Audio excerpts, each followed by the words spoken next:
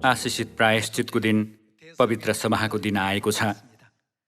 परमेश्वरबाट प्रायश्चितको महान अनुग्रह हाम्रा सियोनका सपरिवारहरूले प्रशस्त पाउनुहोस् भन्ने चाहन्छु।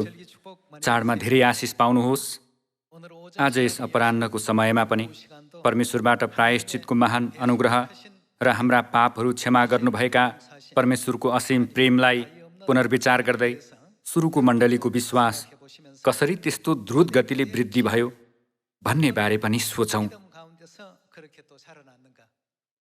खासमा त्यो चाहिँ ख्रिस्टको क्रुसको बलिदानलाई सन्तहरूले पूर्ण रूपमा महसुस गरेकाले सुरुको मण्डलीको सुसमाचारमा ठुलो समृद्धि छाएको हो। यस विषयमा आज अध्ययन गर्ने समय लिनेछौँ। आजको प्रवचनको शीर्षक छ, कसले हामीलाई ख्रिस्टको प्रेमबाट अलग गर्ने। हामी रोमी अध्याय 8मा सँगै पल्टाइ हेरौँ। ख्रिस्टले क्रुसद्वारा देखाउनु भएको महान प्रेम र बलिदानलाई महसुस गरेका पावलले रोममा भएका सन्तहरूलाई सारा सृष्टिमा भएका कुनै पनि कुराले ख्रिस्ट येशू हाम्रा प्रभुमा भएका परमेश्वरको प्रेमबाट हामीलाई अलग गर्न सक्ने छैन भन्ने यथार्थतालाई एकदम उत्साहसाथ वर्णन गरेको दृश्य पद 33मा गएर हेरौँ। रोमी 8:33मा परमेश्वरका चुनिएकाहरूका विरुद्धमा कसले अभियोग लाउनेछ? धर्मी ठहराउने परमेश्वर नै हुनुहुन्छ भने दण्डको आज्ञा दिने को हो? मर्ने त ख्रिस्ट येशू हुनुहुन्छ, जो मरेकाहरूबाट जीवित पारिनुभयो र परमेश्वरको दाहिने बाहुलीतर्फ हुनुहुन्छ र हाम्रा निम्ति मध्यस्थ पनि गर्नुहुन्छ। कसले हामीलाई ख्रिस्टको प्रेमबाट अलग गर्ने? के सङ्कष्टले अथवा दुःखले वा खेदोले वा अनिकालले वा नग्नताले अथवा खतराले वा तरवारले? यस्तो लेखिएको छ, तपाईको खातिर हामी दिनभरि मारिन्छौँ, काटिने भेडाहरू जस्तै हामीहरू गनिएका छौँ। होइन, यी सबै कुरामा हामीलाई प्रेम गर्नुहुनेद्वारा हामी विजेताहरूभन्दा पनि अझ बढी छौँ। किनकि म यो पक्का गरी जान्दछु कि मृत्युले वा जीवनले, स्वर्गदूतहरूले वा प्रधानताहरूले, वर्तमानका कुराहरूले वा पछि हुने कुराहरूले वा शक्तिहरूले, उचाइले वा गहिराइले वा सारा सृष्टिमा भएका कुनै पनि कुराले ख्रिस्ट येशू हाम्रा प्रभुमा भएका परमेश्वरको प्रेमबाट हामीलाई अलग गर्न सक्ने छैन भनिएको छ। प्रेरित पावलले रोममा भएको मण्डलीलाई लेखेका पत्रमा सारा सृष्टिमा भएका कुनै पनि कुराले ख्रिस्ट येशू हाम्रा प्रभुमा भएका परमेश्वरको प्रेमबाट हामीलाई अलग गर्न सक्ने छैन भनेर लेख्दै परमेश्वरप्रतिको आफ्नो विश्वासलाई स्वीकार गरे। त्यो समयका सुरुको मण्डलीका सन्तहरूले ख्रिस्टको क्रुसको बलिदान आफ्नो निम्ति कति अर्थपूर्ण छ भन्ने कुरालाई राम्ररी बुझेकाले रोम साम्राज्यको चरम सतावट, बाधा, अवरोध र अपमानको बावजुद अन्त्यसम्म विश्वासलाई जोगाउन सकेका थिए नि, होइन र? सुरुको मण्डलीका प्रेरितहरूको विश्वासको मनस्थितिद्वारा क्रुसमा रगत बगाउनु भएका परमेश्वरको ईश्वरीय प्रेमलाई बुझेका मानिसहरूले कस्तो विश्वासको बाटो हिँडे भन्ने बारे प्रेरित अध्याय 20मा सबैले सँगै पल्टाइ हेरौँ। 20:22 वचन हेर्ने हो भने, अब हेर्नुहोस्, म पवित्र आत्मामा बाध्य भएर यरुसलेमतिर जाँदैछु। त्यहाँ मलाई के कसो परिआउने हो सो म केही जान्दिनँ। यति मात्र जान्दछु कि हरेक सहरमा कैद र कष्ट म माथि परिआउँछ भन्ने पवित्र आत्माले मलाई गवाही दिनुहुन्छ। कैद र कष्ट म माथि परिआउँछ भन्ने यस्तो जोखिमको बावजुद पावलले परिस्थितिसँग सम्झौता नगरी सुसमाचार प्रचारमा अघि बढे। पद 24मा, तर म आफ्नो जीवनलाई कुनै मोलको र आफ्नो निम्ति प्रिय ठान्दिनँ। यति मात्र चाहन्छु कि परमेश्वरका अनुग्रहको सुसमाचारको गवाही दिनलाई मेरो दौड र प्रभु येशूबाट मिलेको मेरो सेवकाई म पुरा गर्न सकौँ भनिएको छ। सुरुको मण्डलीका सन्तहरूले कसरी यस्तो विश्वास लिन सकेका होलान्? तिनीहरूलाई यस्तो विश्वास लिन प्रेरित गराउने परिस्थिति के कस्तो थियो भन्ने बारे हामीले बुझ्नुपर्छ। अध्याय 21मा गएर हेरौँ। 21:10 वचन हेर्ने हो भने, हामी त्यहाँ केही दिन बस्दा यहुदियाबाट अगाबस नाउँका एकजना अगमवक्ता आए। उनले हामी कहाँ आएर पावलको पटुका लिई आफ्नो हात खुट्टा बाँधे र भने, पवित्र आत्मा यसो भन्नुहुन्छ, यो पटुका जुन मानिसको हो त्यसलाई यरुसलेममा यहुदीहरूले यसै गरी बाँध्नेछन् र अन्य जातिहरूका हातमा सुम्पिदिनेछन्। यो कुरा सुनेर हामी र त्यस ठाउँका मानिसहरू मिलेर तिनलाई यरुसलेममा नजानुहोस् भनी बिन्ती गर्यौं। तर पावलले जवाफ दिए, तिमीहरू यसरी रोएर मेरो मनलाई किन छ्याछ्या पार्छौ? किनकि प्रभु येशूको नाउँको निम्ति कैदमा पर्नु मात्र होइन, तर यरुसलेममा मर्न पनि म तयार छु भनिएको छ। अध्याय 20 को वचन र अध्याय 21 को वचनलाई हेर्दा सुरुको मण्डलीका सन्तहरूले कस्तो विश्वासको मनस्थिति लिएर ख्रिस्टबाट पाएका मिसनलाई सिरोपर गरेका थिए भन्ने कुराको थोरै झलक यहाँ देख्न सकिन्छ। सुरुको मण्डलीका सन्तहरूको यस्तो विश्वास र जोसिलो मनस्थिति कहाँबाट आएको होला? त्यो विश्वासको मनस्थिति कसरी आयो भन्ने कुराको वर्णन हुनु परेन र? यदि तिनीहरूले अरूहरूको देखासिकी गर्दै प्रचार गरेका भए तिनीहरू लामो समय टिक्ने थिएनन्। तर सुरुको मण्डलीका सन्तहरूले परमेश्वरको बलिदानलाई पूर्ण रूपले बुझेका थिए, महसुस गरेका थिए। हाम्रो पापलाई प्रायश्चित गरिदिन परमेश्वर स्वर्गको सिंहासन र महिमा सबै छोड्नु भएर यो पृथ्वीमा आउनु भई क्रुसमा अपमान समेत पाउनुभयो।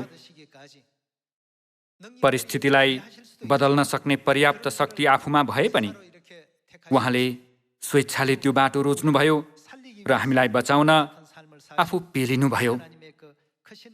परमेश्वरको महान अनुग्रहलाई बुझेर महसुस गरेकाले सुरुको मण्डलीका सन्तहरू संसारलाई बचाउन चाहनुहुने ख्रिस्टको मिसनमा जोसका साथ सहभागी भए। कुनै पनि कुराले तिनीहरूको विश्वासलाई डगमगाउन सकेन। तिनीहरू हाँसोको पात्र बने, कैदमा परे, साङ्लाले बाँधिए, ढुङ्गाले हिर्काइए र करौँतीले समेत चिरिए। कहिले भेडा बाख्राका छाला उडाइएर रोमको रङ्गशालामा सिंहहरूको आहारा बनाइए। रोमी सैनिकहरूले तिनीहरूलाई सुलीमा चढाएर तेल खन्याई मानव मैनबत्ती जस्तै गरेर तिनीहरूका पैतालादेखि आगो सल्काइदिए। यसरी हर किसिमको यातना पाए तापनि सुरुको मण्डलीका सन्तहरूको विश्वासलाई कुनै कुराले पनि रोक्न सकेन। कारण तिनीहरूले ख्रिस्टको प्रायश्चितको महान अनुग्रहलाई पूर्ण रूपले बुझेका थिए, महसुस गरेका थिए। गहिरो महसुस भित्रबाट निस्किएको विश्वासका कारण त्यो सम्भव भएको हो। कृत्रिम विश्वास धेरै बेर टिक्न सक्दैन। तसर्थ हामीले परमेश्वरको प्रेमलाई पहिला बुझ्नुपर्छ, महसुस गर्नुपर्छ। हिब्रू 12 को 1 को वचनमा गएर लगातार हेरौँ। यसकारण यतिका साक्षीहरूको ठुलो बादलले हामीलाई घेरिराखेको हुनाले हर किसिमका बोझा र हामीलाई सजिलैसित अल्झाउने पापलाई पन्छाएर हाम्रा सामुन्ने राखिदिएको दौड धैर्यसाथ दौडौँ। हाम्रा विश्वास सुरु गर्नुहुने र पुरा गर्नुहुने येशूलाई हेरौँ। हामीलाई बचाउन यो पृथ्वीमा आउनुभएका ख्रिस्टलाई सही तरिकाले हेर्न सक्ने दृष्टिकोण हामीमा हुनुपर्छ। ख्रिस्टको बलिदान पूर्ण जीवनलाई ठिकसँग बुझेमा मात्र हामीले पनि सुरुको मण्डलीका सन्तहरूको जस्तो विश्वास लिन सक्नेछौँ। तब हामीले पनि सतावट, परीक्षा र प्रतिकूल अवस्थाको बावजुद निरन्तर सुसमाचार प्रचार गर्न सक्नेछौँ। पद 2 देखि लगातार हेरौँ। हाम्रा विश्वास सुरु गर्नुहुने र पुरा गर्नुहुने येशूलाई हेरौँ, जसले उहाँको सामुन्ने राखिदिएका आनन्दको निम्ति अपमानलाई केही जस्तो नठानी क्रुसको कष्ट कसो गर्नुभयो त? भोग्नुभयो, त्यसलाई सहनुभयो। त्यो नै आफ्ना मायालु सन्तानहरूलाई बचाउने, मुक्ति दिलाउने र पाप क्षमा दिलाउने एकमात्र बाटो थियो। अपमानलाई केही जस्तो नठानी क्रुसको कष्ट भोग्नुभयो र परमेश्वरको सिंहासनको दाहिनेपट्टि विराजमान हुनुहुन्छ। पापीहरूबाट उहाँको विरुद्धमा भएका यतिका विवादहरू सहनुहुनेलाई विचार गर र तिमीहरू शिथिल नहो अनि हरेस नखाओ। पापको विरुद्धमा तिमीहरूले गरेका सङ्घर्षमा रगत बगाउनु पर्ने अवस्थासम्म तिमीहरू पुगेका छैनौ। के तिमीहरूले अर्तीका ती वचनहरू भुलेका छौ जसले तिमीहरूलाई पुत्रहरू भनी सम्बोधन गरेको छ? हे मेरो पुत्र, परमप्रभुको ताडनालाई हलुका नसम्झ, उहाँबाटको दण्डमा हरेस नखाऊ भनिएको छ। ख्रिस्टको बलिदानको विषयमा लिखित यी वचनहरूलाई यदि सम्पूर्ण मानव जातिले बुझे भने तिनीहरूले आफ्नो विश्वासको जीवनमा आइपर्ने दुःखलाई दुःख जस्तो, सतावटलाई सतावट जस्तो र कठिनाइलाई कठिनाइ जस्तो ठान्ने थिएनन्। हाम्रा पापहरू प्रायश्चित गरिदिन स्वर्गीय पिता र माताले क्रुसको पीडा अन्त्यसम्म सहनुभयो। हामीले स्वर्गमा गरेका असङ्ख्य पापहरू क्षमा गरिदिन पुरानो करारमा 1500 वर्षसम्म मारिएका सबै बलिका वस्तुहरूको वास्तविकता भइदिनु भएर उहाँहरूले हाम्रो सट्टामा सम्पूर्ण पीडा भोगिदिनुभयो।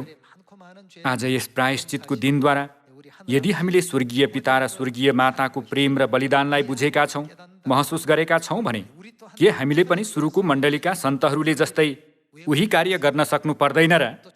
सुरुको मण्डलीका सन्तहरूको जस्तो विश्वास हामीले किन लिन सक्दैनौँ? कोही चाहिँ बाइबलका शब्दहरूमा आधारित अवस्थालाई कल्पना गर्दै दिमागमा मात्र आफ्नो विश्वास सृजना गर्छन्, तर जब तिनीहरूको त्यो कृत्रिम विश्वासलाई जाँच गरिने वास्तविक अवस्था आउँछ तब त्यो विश्वास घर्लम्मै ढल्नेछ।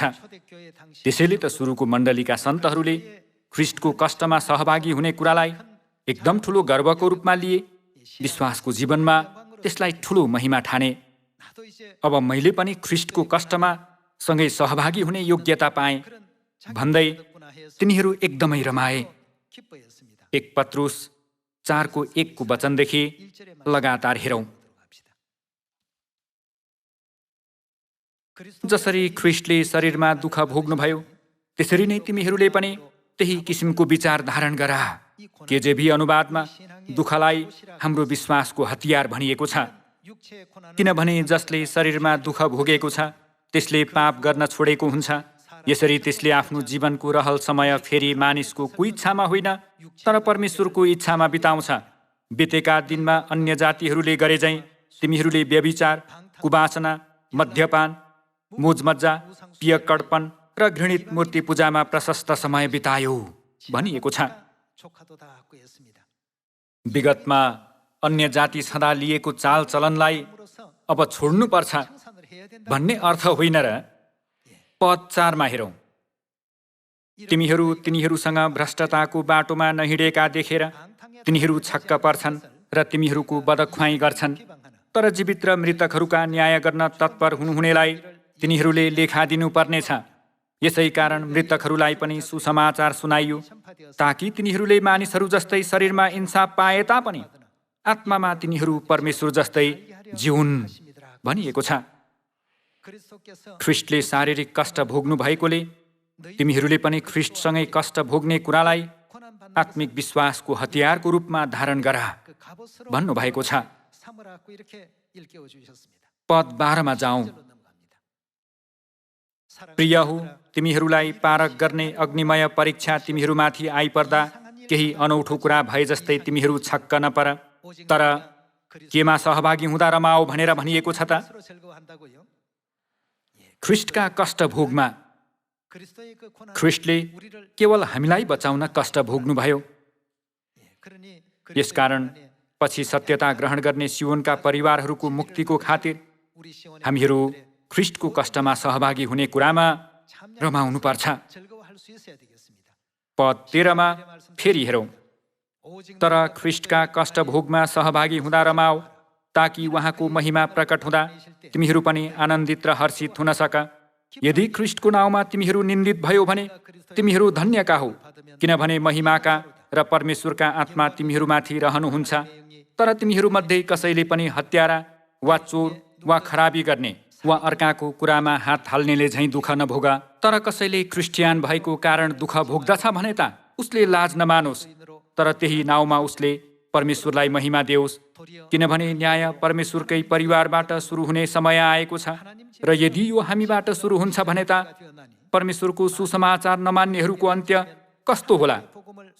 अनि यदि धर्मीजनको उद्धार कठिनसँग हुन्छ भने अधर्मी र पापीको गति के हुने? यसकारण परमेश्वरको इच्छा बमोजिम दुःख भोग्नेहरूले भलाइ गरून् र तिनीहरूले आफ्ना आत्मा विश्वासयोग्य सृष्टिकर्ता कहाँ सुम्पुन् भनिएको छ। यो वचनमा हामीले क्रिस्टियन जीवन जिउने क्रममा सामना गर्ने विभिन्न किसिमका कष्टको बारेमा लेखिएको छ। ख्रिस्टको प्रेम र बलिदानको साँचो अर्थ बुझ्नेहरूका लागि कष्ट चाहिँ कदापि कष्ट होइन। कष्टले तिनीहरूको विश्वासलाई थोरै मात्र भए पनि बाधा अथवा हानि पुर्याउने काम गर्दैन। अध्याय 5मा जाउँ। 1 पत्रुस 5:7 वचन हेर्नेछौँ।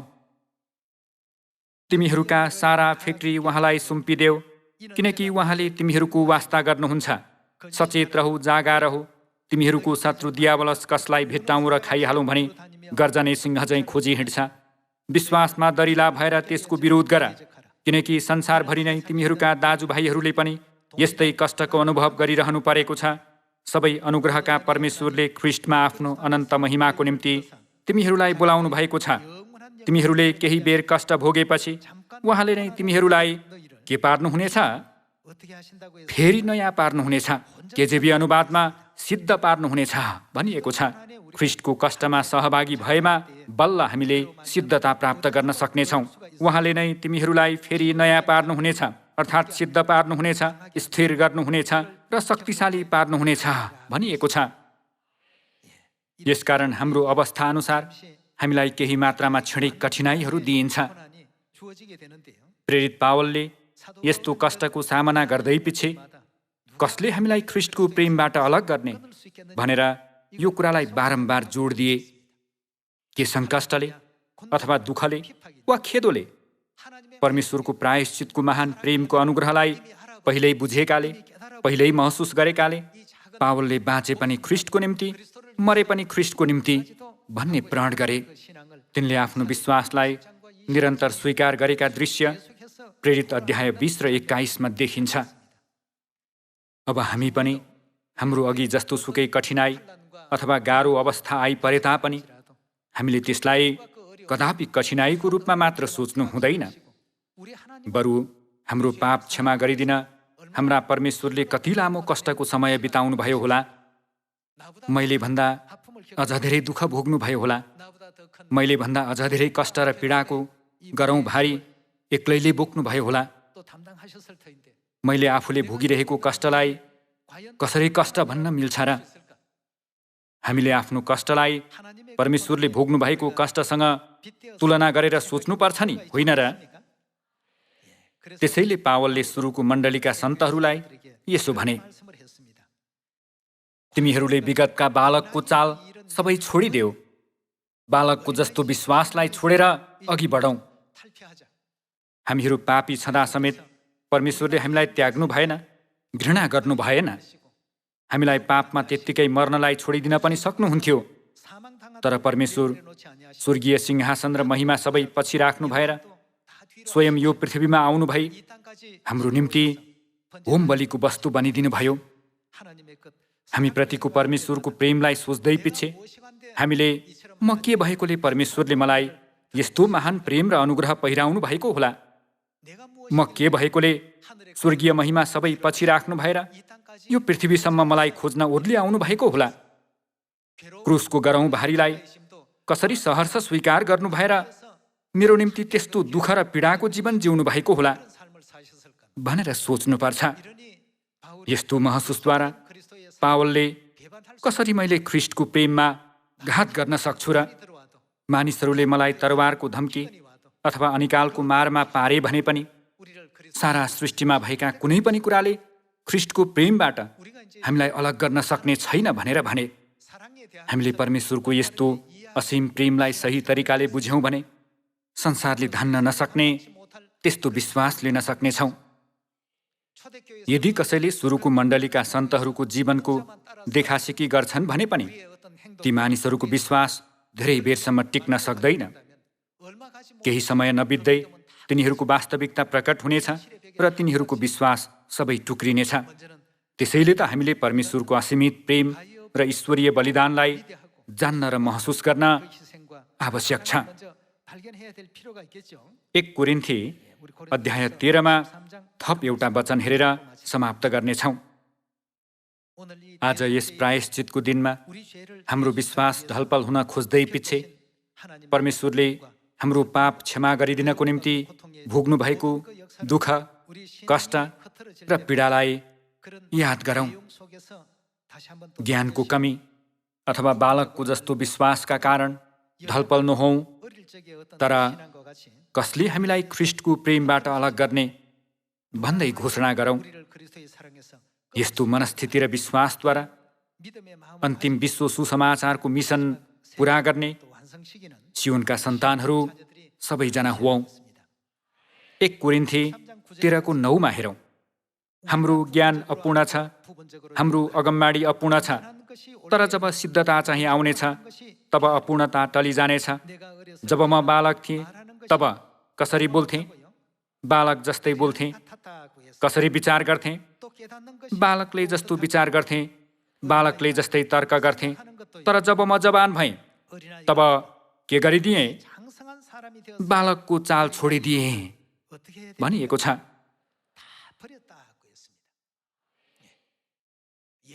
विगतमा हामीहरू विश्वासको बाटोमा हिँड्दा किन परमेश्वरलाई विश्वास गर्नुपर्छ, किन कष्ट सहनुपर्छ भन्ने कुरा हामी जान्दैनथ्यौँ। त्यसबेला हामीले ख्रीष्टको प्रेम, परमेश्वरको अनुग्रह केही पनि नजानिकन जियौँ। तर अब भने हामीले ख्रीष्टको प्रेमलाई बुझेकाले कसले हामीलाई ख्रीष्टको प्रेमबाट अलग गर्ने भनेर भन्न सक्ने गरी हाम्रो विश्वास परिवर्तन भएको छ। जब हामीमा बालकको जस्तो विश्वास थियो तब हामी बालकले जस्तै बोल्थ्यौँ, विचार गर्थ्यौँ, व्यक्त गर्थ्यौँ र बुझ्दथ्यौँ। कोही लिन आयो भने मात्र मण्डली जाने गर्थ्यौँ। किन मण्डली जानुपर्छ भन्ने कारण पनि बुझेका थिएनौँ। यस्तो किसिमको विश्वास लिएका थियौँ। तर अब परमेश्वरको महान प्रेमलाई बुझेर महसुस गरेकाले कोही लिन आयो भने मात्र मण्डली जाने त्यस्तो विश्वासलाई हामीले छोड्नुपर्छ। जब हामी बालक थियौँ तब हामी बालकले जस्तै विचार गर्थ्यौँ, बोल्दथ्यौँ र बुझ्दथ्यौँ।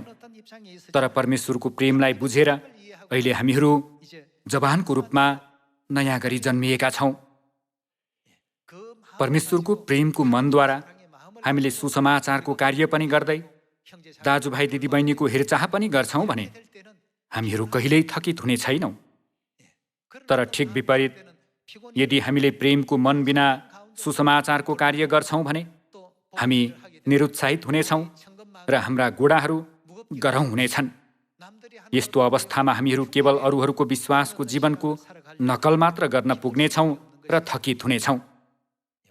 आज यस प्रायश्चितको दिन पवित्र चाडद्वारा परमेश्वरले हामीलाई गर्नुभएको त्यो महान प्रेमलाई पुनः एकपटक मनमा गहिरो गरी खोपौँ। हाम्रो निम्ति प्रायश्चितको बलि भइदिनु भएर हाम्रो खातिर स्वर्गीय महिमित सिंहासन समेत सबै पछि राख्नु भई पापको थुप्रोले भरिएका हामी स्वर्गीय सन्तानहरूलाई यस्तो अनुग्रह प्रदान गर्नुभएका पिता र माताको निम्ति हामीले गर्न सक्ने कार्य के छ होला? परमेश्वर सबै मानव जातिले पश्चाताप गरेको चाहनुहुने भएकोले पश्चाताप गरेका पापी हामीहरूले सारा मानव जातिलाई पश्चातापमा डोर्याउने कार्यमा सारा हृदय र सारा समझ लगाउन सक्ने यहाँहरू र म हुन सकौँ भन्दै प्रायश्चितको दिनको प्रवचन यही समाप्त गर्दछु। धन्यवाद।